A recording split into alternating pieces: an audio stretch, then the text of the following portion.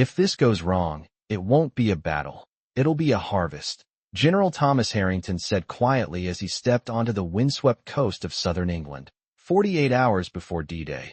The Atlantic air cold and salted, canvas tents snapping in a steady 20-mile-per-hour wind, and what he expected to find was confusion, overlapping orders, too many accents, and not enough coordination. But what he saw instead was silence, not emptiness, not fear, but a disciplined, humming silence that moved like clockwork. Trucks were aligned bumper to bumper with no more than 6 inches between them, fuel drums stacked 5 feet high in perfect columns, landing charts pinned to boards with lines drawn so straight they looked etched in steel, and British officers moved across the compound without raised voices, without wasted gestures, as if the entire invasion had already happened once inside their heads. Harrington adjusted his gloves and watched a column of engineers measure rope lengths to the inch, checking knots, checking them again, while clerks typed coordinates into field radios with the steady rhythm of rain against tin. And for a moment, he felt something unfamiliar. Not doubt, not fear, but humility. He had arrived prepared to inspect, to question whether the British were truly ready to move thousands of men across miles of open water before sunrise, to land at precisely 6:30 a.m. on beaches most had only seen on reconnaissance photos. Yet here, beneath a sky the color of cold steel, readiness felt less like bravado and more like restraint.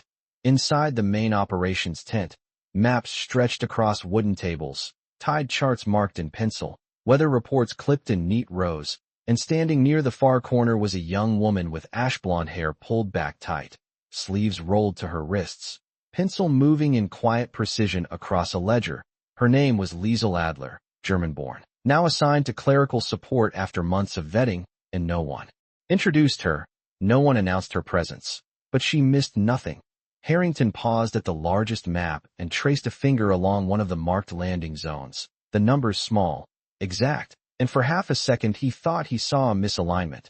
One coordinate sitting slightly above the others, a single line displaced by what looked like less than a quarter inch, and he told himself it was nothing, a trick of light, until he noticed Liesel had stopped writing. She did not speak. She did not interrupt. She simply stepped forward and placed her fingertip on the same line, holding it there. And in that quiet gesture Harrington understood what that quarter inch meant, because on a map, a quarter inch could mean hundreds of yards, and hundreds of yards at 6:30 a.m. could mean landing where no one expected. The tent grew still, not tense, just still, as if everyone felt the air tighten by a single degree, and Harrington looked at the British wing commander beside him and said under his breath, "They've already fought this war in their heads." And what struck him most was not the ships waiting offshore or the miles of coastline mapped in ink, but the discipline that allowed a room full of powerful men to stand silent long enough for one quiet woman to catch what could have gone unnoticed, because strength here was not loud. It was measured, it was checked, it was corrected before it had the chance to become consequence. And as the wind pressed against the canvas walls, Harrington realized he had not come to witness preparation. He had come to witness control. The correction was made without ceremony, a pencil lifted, a coordinate redrawn, and the room resumed its quiet rhythm as if nothing extraordinary had happened. Yet General Thomas Harrington felt the shift like a change in barometric pressure before a storm. He watched Liesel Adler return to her place by the narrow wooden table, her shoulders straight, her expression unreadable, and he realized that no one thanked her, no one praised her, because in this room precision was expected, not celebrated. Outside, the wind moved across the coastline in long, steady breaths, carrying the smell of salt and fuel, and across the field rows of landing craft sat angled toward the gray horizon, each one measured, numbered, accounted for, while mechanics checked engines with hands blackened by grease and radio operators tested frequencies in calm, even tones. Harrington stepped closer to the central map again, this time not as a visitor, but as a student, noticing the layers he had missed. Before, secondary tide calculations penciled in the margins, backup routes marked in faint blue, alternative timing windows calculated down to the minute in case cloud cover shifted by even 10 degrees. Wing Commander Edward Collins stood beside him, hands folded behind his back, saying little, and that restraint unsettled Harrington more than any argument would have, because he understood now that this silence was not secrecy but discipline. Every man and woman in the tent moved, as if aware that somewhere across the Atlantic families were waiting for letters that had not yet been written, and that awareness had settled into the wood of the tables and the canvas of the walls. Harrington cleared his throat and asked for a summary of embarkation timing, expecting a lengthy explanation, but Collins answered in 3 sentences, each one exact, each one supported by figures already recorded in Liesel's ledger. And when Harrington glanced toward her, he saw her pencil pause again, not out of uncertainty, but out of anticipation, as if she was already measuring what might shift next. A courier entered with a weather update. Low cloud banks predicted to move 12 miles east by dawn. And instead of tension, the response was a quiet recalibration. A ruler sliding across paper. A clock adjusted by 30 seconds. No raised voices. No visible anxiety. Harrington felt the weight of his own assumptions settle in his chest, realizing he had expected emotion to fill the gaps where planning might fail, but here planning left no gaps. He moved toward the tent opening and looked out at the coastline once more. Miles of water stretching cold and steady toward a destination no one in the field spoke about directly, and he understood that preparation was not about confidence, it was about respect for consequence. Behind him the typewriter resumed its steady cadence, keys striking with controlled force, and he imagined that sound carrying forward into the early morning hours, into the moment when engines would start and vessels would move, guided not by bravado, but by lines measured to the inch. Harrington turned back toward the table and said quietly, more to himself than to anyone else, that discipline like this was not built in days. It was built in restraint, in catching the smallest error before it had the chance to travel miles. Liesel did not look up, yet there was a subtle acknowledgement in the way she straightened the page before her, and in that small motion Harrington saw something larger than coordination. He saw a standard being held, invisible but unyielding, and for the first time since arriving he felt not the need to question, but the responsibility to match what he had just witnessed.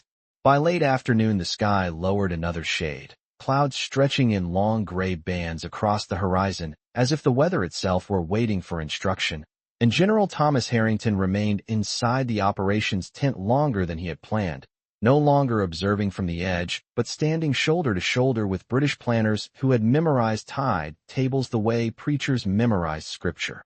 The air smelled of canvas, graphite, and strong tea gone cold, and every few minutes a runner entered with an update measured not in emotion but in numbers, wind speed shifting by 2 miles per hour, visibility extending another half-mile, barometric pressure holding steady.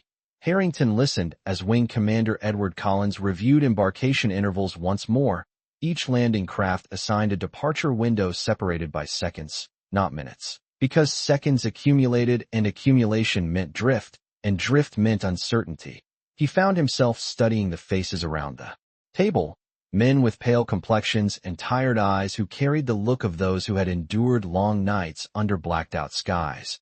And among them Liesel Adler continued her quiet work, recalculating supply weights in pounds, confirming fuel capacities down to the gallon, ensuring that nothing written on paper exceeded what a vessel could reasonably carry. At one point Collins paused and asked for confirmation on reserve medical provisions, and before anyone else could answer Liesel slid a sheet forward, already totaled, already verified against the manifest, and Collins nodded once.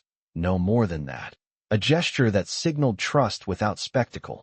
Harrington felt the difference between authority that demanded attention and authority that earned it through steadiness, and he recognized that the true scale of the operation was not in the miles of coastline or the thousands of boots that would step onto foreign sand, but in the invisible network of minds aligning detail after detail, until nothing was left to chance. He stepped outside briefly as dusk began to settle, watching rows of soldiers move toward their assigned areas in disciplined lines, equipment strapped and secured, conversation subdued, not from fear but from focus, and he understood that morale here was not loud confidence but quiet resolve. The sea beyond the cliffs rolled in steady intervals, waves breaking with a rhythm older than any army. And for a moment, he measured the distance in his mind, the miles to be crossed before sunrise, the hours remaining before engines would turn over, When he returned inside the tent, the lamps had been lit, casting warm circles over the maps, and Liesel was adjusting the placement of a single marker by less than an inch, ensuring alignment with the corrected coordinate from earlier. Harrington stopped beside her and asked, in a tone softer than he would have used that morning, how she had learned to notice such details so quickly, and she answered without lifting her eyes, saying that she had been trained to look for what most people assumed would fix itself. The words lingered in the air, simple and direct, and Harrington realized that assumption was the one luxury no one in this room could afford. He straightened, glanced once more at the chart, and felt a shift within himself. Not dramatic, not visible, but steady. The recognition that leadership on this scale required not volume but vigilance, not dominance, but discipline. And as the evening deepened and preparations moved toward their final checks, he understood that what he had witnessed was not merely readiness. It was restraint held at the highest possible standard. Night settled fully over the coastline, not with drama but with weight, a slow dimming of color until the world outside the tent became shapes and shadows against a restless sea. And General Thomas Harrington remained awake, while others rotated through brief periods of rest, his gloves resting on the wooden table beside charts that had been reviewed so many times the paper edges had begun to curl. Lantern light flickered against canvas walls, casting long silhouettes of officers who moved with deliberate calm, and the steady hum of generators blended with the distant rhythm of waves striking the cliffs below. Inside the operations tent, final confirmations moved in quiet sequence, fuel loads checked against gallon counts, departure intervals reviewed down to the second, radio call signs spoken clearly and repeated without haste. Liesel Adler sat beneath one of the lamps with her sleeves still rolled to her wrists, pencils sharpened to a fine point, reviewing embarkation rosters against supply manifests, her pale features composed, eyes moving line by line as though the world existed only in columns of ink. At 2 hours past midnight, a junior officer stepped forward with a revised weather update predicting a subtle shift in wind direction, 3 degrees east, minor but measurable, and Harrington watched as Wing Commander Edward Collins listened without interruption, then turned slightly toward the map. No one raised a voice. No one expressed concern aloud, because concern here translated into adjustment. A ruler slid across the paper, a timing recalculated. A margin narrowed by a few seconds to compensate for the drift that even 3 degrees could cause over several miles of open water. Harrington felt the ticking of the clock more acutely now, not loud, not frantic, but present, each minute reducing the distance between planning and execution. He stepped outside once more, the air colder, the ground firm beneath his boots, and along the darkened shoreline, he could make out rows of landing craft waiting in stillness, hulls resting like patient animals before motion. Soldiers moved quietly between staging areas, equipment secured with care, conversations kept low, the discipline of thousands, resting not in visible tension but in mutual understanding. When he returned inside, he found Liesel standing beside the central chart again, one hand resting lightly on the table, and for the first time he noticed the faint tremor in her fingers before she steadied them, not from fear, but from fatigue held at bay. She adjusted a final notation, confirmed a sequence number, and stepped back without drawing attention to herself. Harrington approached the table and placed his own hand beside the corrected coordinates, feeling the cool surface of the map beneath his palm, aware that lines drawn in pencil would soon guide vessels across miles of dark water. He looked toward Collins and saw not anxiety, but resolve shaped by long preparation. And in that moment he understood that what bound this room together was not nationality but standard. No one here relied on hope alone. No one assumed that effort would cover oversight. Everything had been measured, reviewed, challenged, and measured. Again, the lantern light flickered once more as a gust pressed against the tent walls, and Harrington inhaled slowly, recognizing that leadership now meant allowing the plan to proceed without interference. He removed his gloves from the table, folded them carefully, and nodded once toward Collins, a gesture of trust earned through hours of observation. Behind him the typewriter resumed its steady cadence, marking the final confirmations of a night that would soon give way to movement, and in the quiet between keystrokes Harrington understood that preparation at this scale was not about spectacle, It was about vigilance sustained until the very last minute. At 3:30 in the morning, the coastline shifted from darkness to a faint steel blue, the horizon separating itself from the sea by a thin line of light, and General Thomas Harrington stood at the edge of the staging ground with his hands clasped behind his back, watching as engines began to turn over in controlled sequence. The sound was not chaotic but layered, one ignition followed by another, measured intervals between each. As if even the machinery had rehearsed its part, a cold wind moved inland at 15 miles per hour, pressing against uniforms and carrying the smell of salt and fuel. And along the shoreline, rows of landing craft eased forward from their moorings, hulls cutting quietly through water that reflected the first trace of dawn. Behind him, the operations tent remained lit, lanterns still glowing against canvas. And inside, Liesl Adler completed the final ledger entries that would close the night's preparation, her pencil moving steadily as she verified the last departure time against the corrected coordinate. Wing Commander Edward Collins stepped beside Harrington without speaking, both men watching the disciplined lines of soldiers boarding vessels in silence, equipment secured, movements deliberate, no wasted motion. There were no speeches, no raised voices. Only short confirmations spoken clearly and acknowledged with nods. Harrington felt the weight of the previous hours settle into something steadier now, not tension but clarity. Understanding that once movement began, the room for adjustment narrowed to almost nothing. He turned briefly toward the tent and saw Liesl extinguish one of the lanterns, leaving only the central lamp above the main chart. A quiet signal that planning had reached its limit and execution had begun. She stepped outside moments later, pale in the early light, sleeves lowered now against the chill, and paused a few feet behind the two commanders. Harrington glanced back at her and offered a single nod, not ceremonial, not exaggerated, simply recognition. She returned it with equal restraint. Across the water, the first line of vessels formed a steady arc, spacing maintained to the yard, timing synchronized to the minute. And as the distance between shore and craft increased, Harrington measured the scene not in miles but in discipline sustained. He understood that what he had witnessed over the last several hours was not spectacle but vigilance carried to its natural conclusion. The sea rolled in long, even swells beneath the growing light, and for a brief moment the world felt suspended between intention and action. Collins checked his watch, then looked toward Harrington and said quietly that everything was proceeding according to plan. Harrington inhaled the cold morning air and replied that it would continue to do so, because the standard set in that tent had left no room for assumption. Behind them, the generators powered down one by one, the hum fading into the wider sound of wind and water, and as the final vessel moved beyond clear sight, Harrington realized that leadership in that hour had not required force or volume. Only trust and preparation measured to the inch and checked to the second. He stood a moment longer, watching the horizon brighten, aware that history would record the scale of what was underway, but few would ever see the quiet discipline that made it possible. And as he turned back toward the tent, he carried with him not pride, but respect for the silence that had guarded every detail until the very last minute. Morning advanced with a steady, colorless light spreading across the English coast, and General Thomas Harrington remained on the bluff long after the last vessel had faded into distance, the wind now softer at 10 miles per hour, carrying only the faint echo of engines that had already moved beyond sight.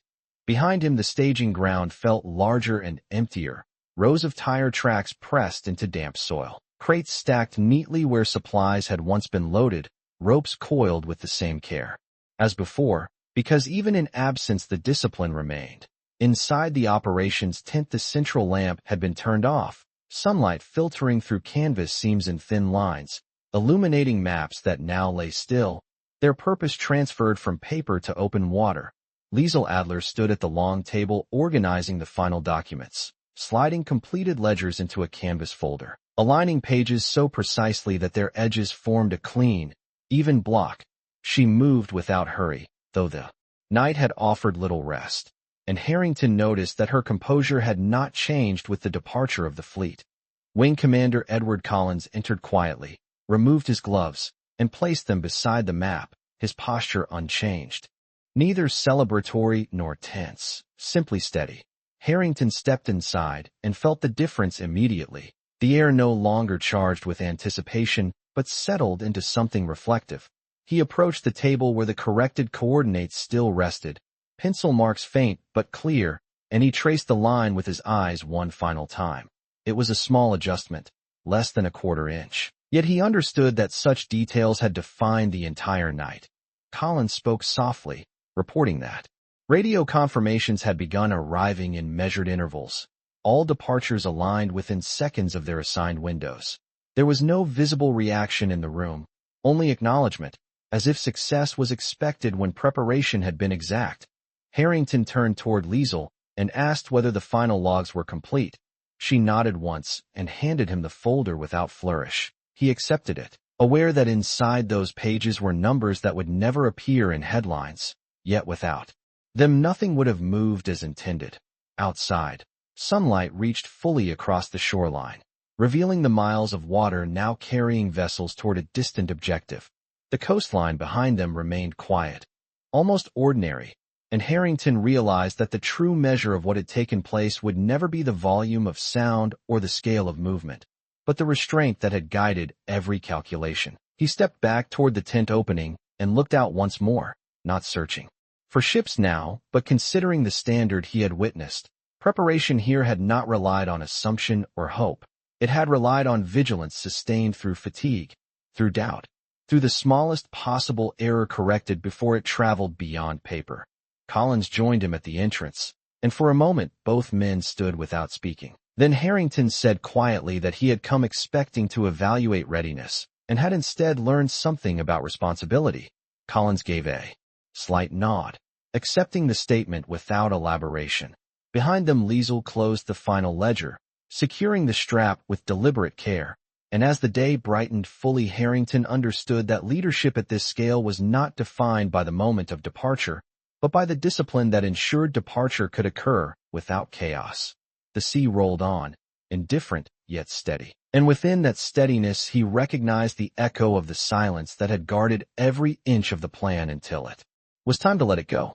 The morning did not bring relief, only clarity, and by mid-morning the coastal headquarters had shifted into a different rhythm, one defined by waiting without idleness. General Thomas Harrington remained inside the operations tent, where sunlight now revealed every crease in the maps that had guided the night, and radio operators sat at their stations with headphones pressed firmly over their ears, voices measured, call signs repeated with calm precision.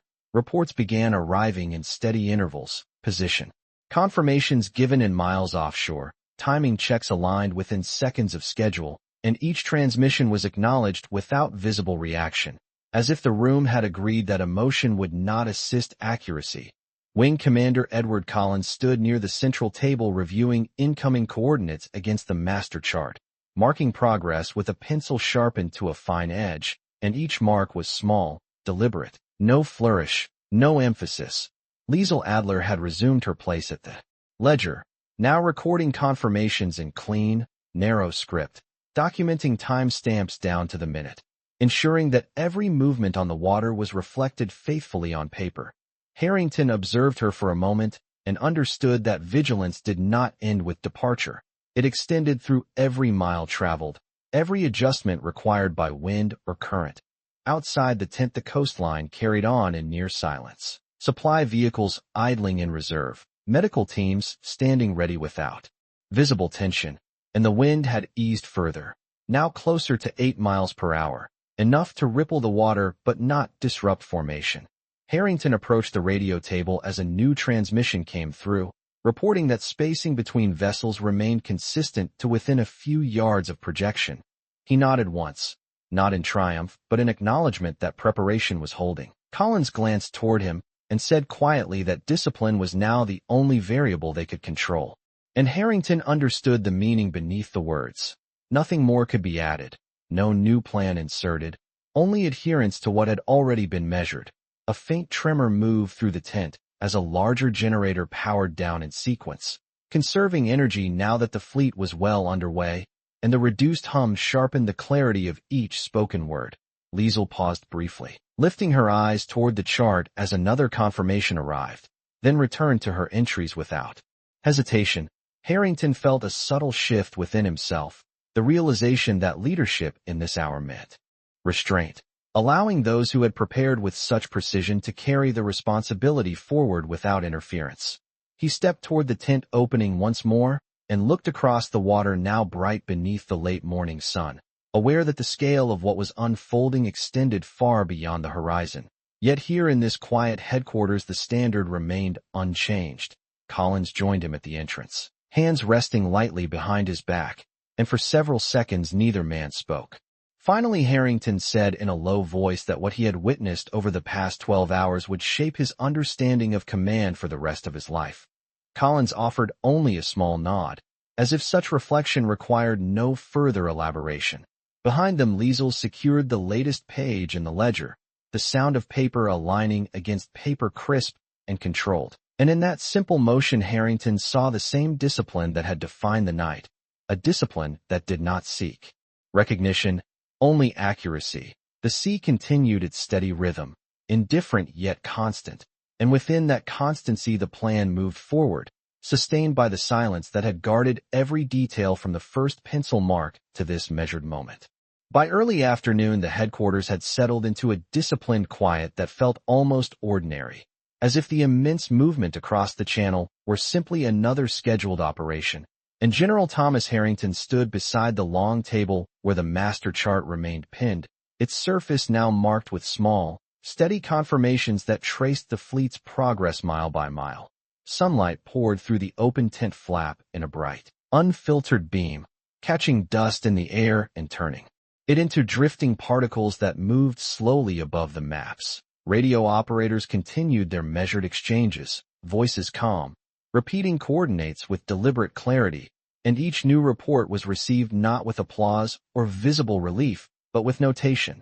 Liesel Adler wrote the incoming times in her ledger with the same careful script she had used through the night, her pencil pressing firmly enough to leave a clear line, but never so hard that it tore the page. Harrington watched the discipline of the room and realized that waiting required as much steadiness as preparation, perhaps more. Outside, the wind shifted slightly, now 12 miles per hour from the west, and a junior officer brought the update inside.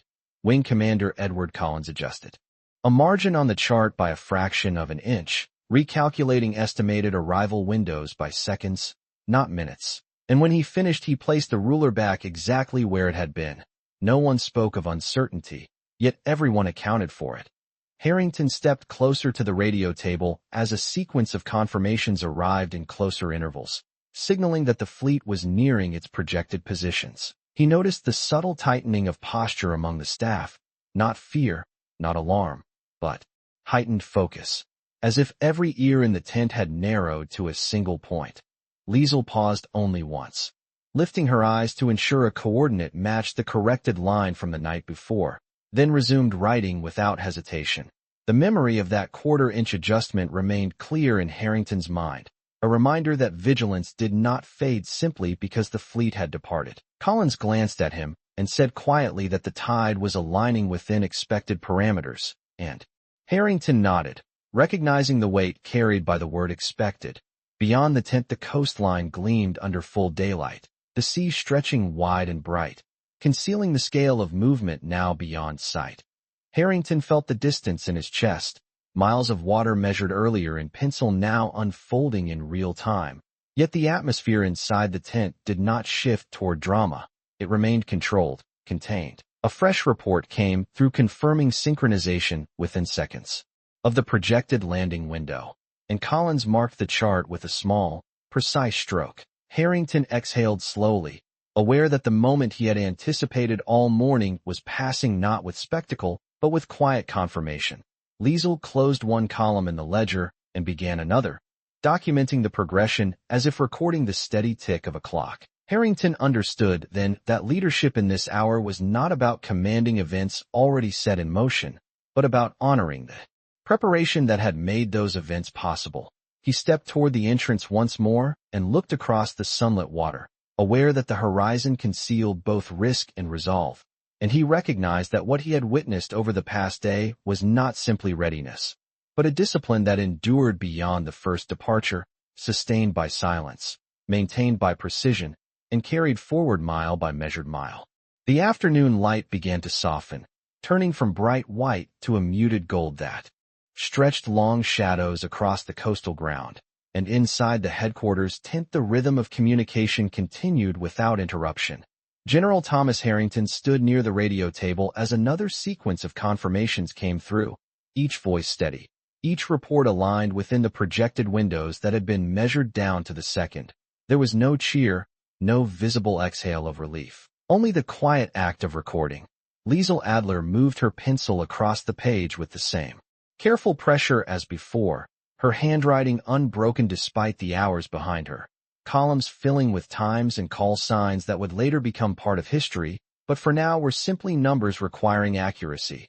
Wing Commander Edward Collins leaned over the master chart, checking each incoming position against the fine pencil marks that traced the fleet's movement across miles of open water, and when a minor variance appeared, less than a few yards from the projected line, he adjusted the notation without hesitation. Harrington watched the adjustment and felt again the weight of that first correction from the night before, the quarter-inch that had reminded him how easily assumption could travel. Outside, the wind held steady near 10 miles per hour, pushing low clouds in slow formation across the sky, and along the shoreline reserve teams remained in place, not restless but prepared. The sea beyond the cliffs reflected the changing light in bands of gray and silver, concealing the exact distance of the vessels now nearing their objective. Inside the tent a brief pause fell as one transmission took longer than expected to return, not alarming, only delayed by seconds that felt stretched. No one moved abruptly. No one spoke out of turn. Collins glanced at the clock, then at the chart, and Harrington sensed the collective discipline of the room tighten just slightly, like a drawn line held firm. When the delayed confirmation finally arrived, clear and measured, Liesl recorded it without comment, closing the gap in the column with a steady hand. Harrington realized that this was the true test of preparation, not the flawless sequence of events, but the ability to remain controlled when uncertainty brushed against the edge of the plan. Collins turned to him and said quietly that synchronization remained intact, and Harrington nodded, understanding that those two words carried the weight of thousands of lives moving according to a schedule drawn in pencil hours. Earlier, he stepped toward the tent opening once more, the late afternoon sun lowering toward the horizon, and he considered how easily the scale of the operation could overshadow the quiet discipline that sustained it. Behind him the scratch of pencil on paper continued, the soft murmur of radios blending with the distant rhythm of waves. Liesl closed another completed page in the ledger and aligned it with the others, the edges forming a straight line that reflected the precision she had guarded since the first hour. Harrington understood then that the moment unfolding beyond the horizon would be remembered for its magnitude. But within this tent the memory would be different, defined not by spectacle, but by vigilance carried mile after mile, second after second, until the plan ceased to be theory and became reality, sustained by silence.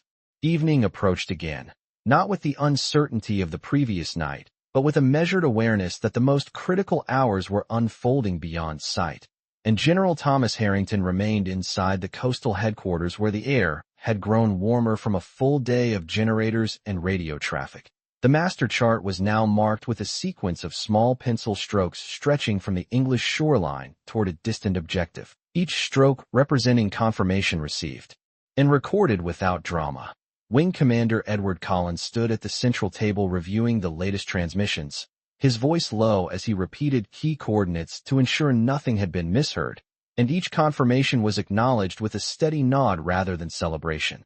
Liesl Adler continued to document the incoming reports, her handwriting as precise at dusk as it had been before dawn. Columns of time stamps aligned evenly, margins unbroken, no smudges, no crossed out corrections because the corrections had already been made hours earlier when there was still time to make them. Harrington listened as a new series of updates arrived in close succession, signaling that the fleet had reached its projected timing window within seconds of the plan drawn in pencil the night before, and for the first time that day he allowed himself to feel the weight of what discipline had accomplished. There was still no cheering in the tent, no outward sign of triumph, only a quiet acknowledgement that preparation had translated into execution with remarkable fidelity. Outside, the sea reflected the lowering sun in bands of copper and gray, waves rolling in long, even lines that mirrored the alignment traced on the chart. Reserve teams remained in position along the coastline, their posture unchanged, equipment secured, as if ready to act though no visible action was required. Collins glanced toward Harrington and said quietly that synchronization remained intact across all reported sectors, and Harrington replied that such steadiness did not happen by chance. He turned toward Liesel and asked whether the ledger was current to the minute, and she answered simply that it was accurate to the second. The response carried no pride, only certainty. Harrington stepped closer to the map and rested his hand lightly on the edge of the table, considering how easily events could have drifted had even one small detail been left unchecked. He remembered the quarter-inch correction from the previous night and understood that its significance extended far beyond the line itself. Collins placed his pencil down at last and removed his gloves, signaling that the critical window had passed according to projection, and though reports would continue through the evening, the most delicate phase had held. A subdued calm settled over the tent, not relief but completion of a task executed as intended. Liesel closed the current page of the ledger and aligned it precisely with the stack beneath, securing the strap with deliberate care. Harrington looked from the chart to the horizon visible through the open flap and felt a quiet realization take hold, that leadership in such moments was not defined by the scale of movement or the volume of command, but by the discipline to prepare without assumption and to trust that preparation when the hour arrived. As the sun dipped lower and the sea darkened once more, he understood that what he would remember most was not the departure of vessels or the sweep of the coastline, but the silence in which a room full of determined people had measured every inch, every second, and every possibility until nothing remained to chance. Night returned to the coastline with a deeper shade than the one before, the sky now clear and wide above the dark water, and inside the headquarters tent the atmosphere had shifted from calculation to endurance. General Thomas Harrington remained at the central table, though most of the urgent confirmations had already been received, because leadership in such hours required presence even when no immediate instruction was necessary. The lantern light cast a steady glow across the master chart, illuminating the pencil lines that had guided the fleet across miles of open sea, and those lines now felt less like projections and more like fulfilled commitments.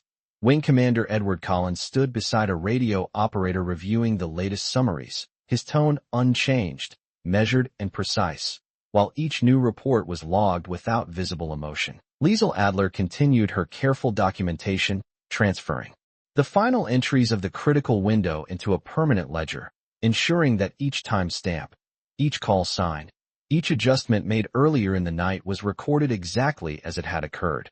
Harrington observed the discipline of her movements and recognized that the conclusion of a phase did not mean the conclusion of responsibility. Outside, the wind had eased to barely 5 miles per hour, the sea rolling in low, even swells beneath a sky scattered with faint stars, and the coastline, that had once felt crowded with anticipation, now stood quiet and nearly still.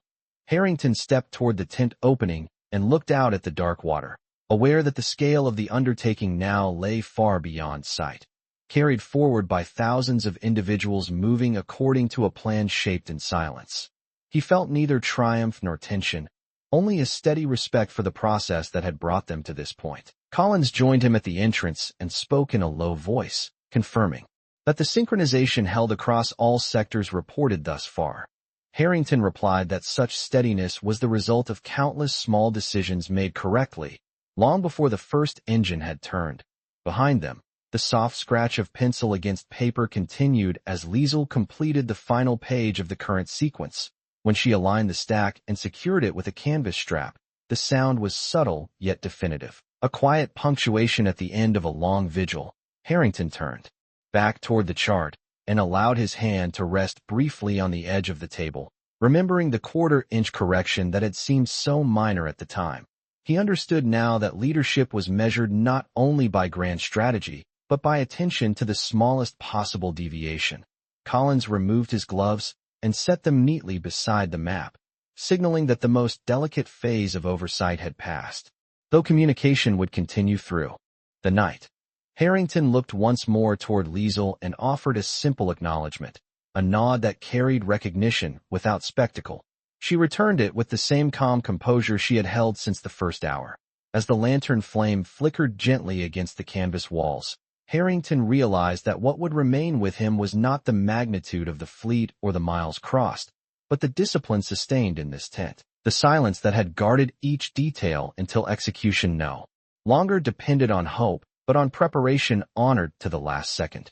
The hours deepened into a quiet stretch of night where movement had given way to endurance, and inside the headquarters tent the lantern flame burned lower but steady, casting long amber shadows across the master chart that had guided the fleet beyond sight. General Thomas Harrington remained at the table not because he was required to give orders, but because leaving before the final confirmations felt like abandoning the discipline he had come to respect. Wing Commander Edward Collins stood opposite him, reviewing summarized transmissions now arriving in longer intervals, each report concise, each tone controlled, and every confirmation received with the same measured acknowledgement that had defined the previous 24 hours. Liesel Adler worked through the last pages of the operational ledger, transcribing temporary notes into permanent record, aligning times, correcting spacing, ensuring that nothing written in haste during the night remained unclear. Her pencil moved with deliberate care despite fatigue that must have pressed against her shoulders. Yet her posture remained straight, her attention unwavering. Outside, the wind had nearly settled, dropping below 5 miles per hour, the sea rolling in subdued swells beneath a sky now bright with scattered stars, and the coastline carried an unfamiliar stillness, as if aware that its role in the movement had concluded. Harrington stepped outside briefly and drew in the cool air, tasting salt and faint traces of fuel lingering from the morning departure, and he understood that history often remembered the motion but rarely the restraint that preceded it. When he returned inside, Collins was marking the final synchronization check on the chart, a small stroke that closed the sequence drawn the night before.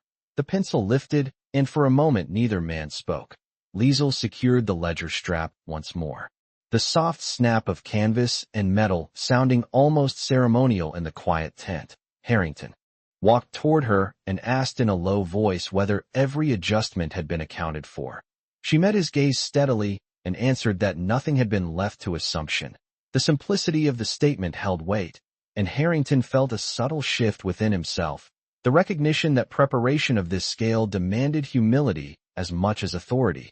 Collins removed the master chart from its pins and rolled it carefully, not as an artifact but as a completed instrument, and placed it inside a protective tube. The action was unhurried, respectful. Harrington realized that what had taken place within these canvas walls would never appear in photographs or headlines. Yet without it the movement across miles of open water would have been uncertain. He looked once more around the tent, at the radio operators still attentive, at the aligned stacks of paper, at Liesel standing composed despite the long vigil, and he understood that leadership here had been defined by vigilance sustained.